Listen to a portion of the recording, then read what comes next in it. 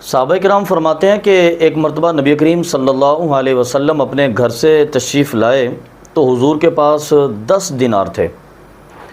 تو نبی کریم صلی اللہ علیہ وسلم بازار میں تشریف لے گئے۔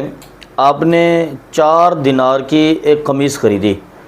قمیص خرید کر جب آپ واپس تشریف لا رہے تھے تو راستے میں ایک صحابی آقا علیہ الصلوۃ والسلام سے ملے اور انہوں نے عرض کی کہ حضور میری خواہش ہے کہ یہ جو قمیص آپ کے پاس ہے یہ بطور تحفہ آپ مجھے عطا فرما دیں۔ تو نبی کریم صلی اللہ علیہ وسلم نے وہ قمیص انہیں عطا فرما دی، اور اس کے بعد اب دوبارہ مارکیٹ میں واپس گئے اور آپ نے بازار سے دوبارہ ایک اور قمیص 4 دینار کی خریدی۔ پھر نبی کریم صلی اللہ علیہ وسلم آئے تو راستے میں آپ نے دیکھا کہ ایک بوڑھی عورت سڑک کے ایک کنارے پر بیٹھی زار و قطار رو رہی تھی۔ تو نبی کریم صلی اللہ علیہ وسلم نے اس سے پوچھا کہ بوڑھی اماں تجھے کیا ہوا ہے؟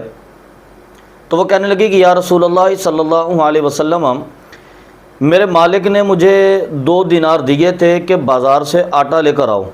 وہ انتظار میں بیٹھے ہیں لیکن راستے میں پیسے کھو گئے۔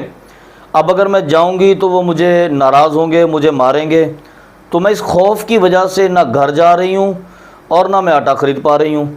تو نبی کریم صلی اللہ علیہ وسلم نے وہ 2 دینار نکالے اس عورت کو دیے۔ اس نے آٹا بازار سے خریدا، لیکن پھر وہ کہنے لگی کہ حضور دیر ہو گئی ہے مجھے، اب اگر گھر میں جاؤں گی تو میرا مالک سخت ناراض ہوگا، وہ مجھے مارے گا، وہ ڈانٹے گا۔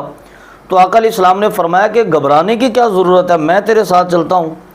تو رحمت للعالمین نبی اس عورت کو ساتھ لے کر اس کے گھر میں گئے اور جا کر آپ نے خود اس کے مالک سے درخواست کی۔ آپ نے فرمایا کہ اس کے پیسے گم ہو گئے تھے تو جس کی وجہ سے یہ جلدی نہیں آ سکی۔ تو وہ شخص کہنے لگا کہ حضور مجھے تو کوئی ناراضگی نہیں ہے، بلکہ میں تو خوش ہوں کہ اس کے پیسے گم ہونے کی وجہ سے امام الانبیاء میرے گھر میں تشریف لائے۔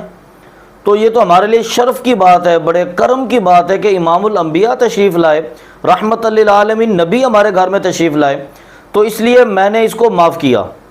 تو نبی کریم صلی اللہ علیہ وسلم نے فرمایا کہ واللہ یحب المحسنین، اللہ تبارک و تعالی احسان کرنے والوں کو پسند فرماتا ہے۔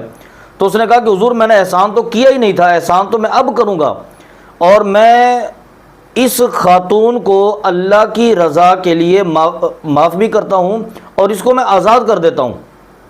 تو نبی کریم صلی اللہ علیہ وسلم جب اس کے گھر سے واپس آئے نا بازار میں، صحابہ کہتے ہیں کہ میرے آقا کا چہرہ خوشی سے گلنار تھا، میرے آقا مسکرا رہے تھے، خوش تھے، اور ساتھ جانے والے لوگوں سے کہتے جا رہے تھے کہ دیکھو 10 دینار کے اندر رب نے کتنا کرم کیا کہ 2 بندوں کو لباس بھی عطا کر دیا، اسی کے پیسوں کے اندر اللہ تعالیٰ نے ایک گھر کے اندر کھانا بھی بنوا دیا، اور اسی کی وجہ سے اللہ تبارک و تعالیٰ نے ایک کنیز کو آزاد بھی فرما دیا۔ تو یہ نبی کریم صلی اللہ علیہ وسلم کا اسوہ حسنہ تھا، آپ کا دستور تھا کہ جب کوئی سائل حضور کی بارگاہ میں آتا تو نبی کریم صلی اللہ علیہ وسلم اس کے ساتھ تعاون بھی فرماتے تھے، اور آقا علیہ الصلوۃ والسلام جہاں تک ممکن ہوتا اس کے ساتھ چلتے اور اس کی ہر طریقے سے مدد فرماتے۔ ہمیں چاہیے کہ ہم نبی کریم صلی اللہ علیہ وسلم کے اسوہ حسنہ پر عمل کرتے ہوئے اپنے آپ کو بھی حضور کے اس رنگ میں ڈھال لیں۔ آج کے اس پرفتن دور کے اندر اب یقین مانیں لوگوں کے بچوں کی روٹی پوری نہیں ہو رہی۔ اب جس دفتر میں ہیں، جس فیکٹری میں ہیں، جس کارخانے میں ہیں، یا جس پوسٹ پر ہیں، اگر کوئی سائل آپ کے پاس آئے، کوئی حاجت مند آپ کے پاس آئے، کوئی ضرورت مند آئے، اب یقین مانیں فوراً اس کی مدد کیا کریں، بلکہ ہر ممکن طریقے سے کوشش کریں کہ اس کا کام ہو جائے، کیونکہ پتہ نہیں بیچارہ کتنی مشکلات میں ہوگا، کتنی تنگیوں میں ہوگا، کتنی تکلیفوں میں ہوگا۔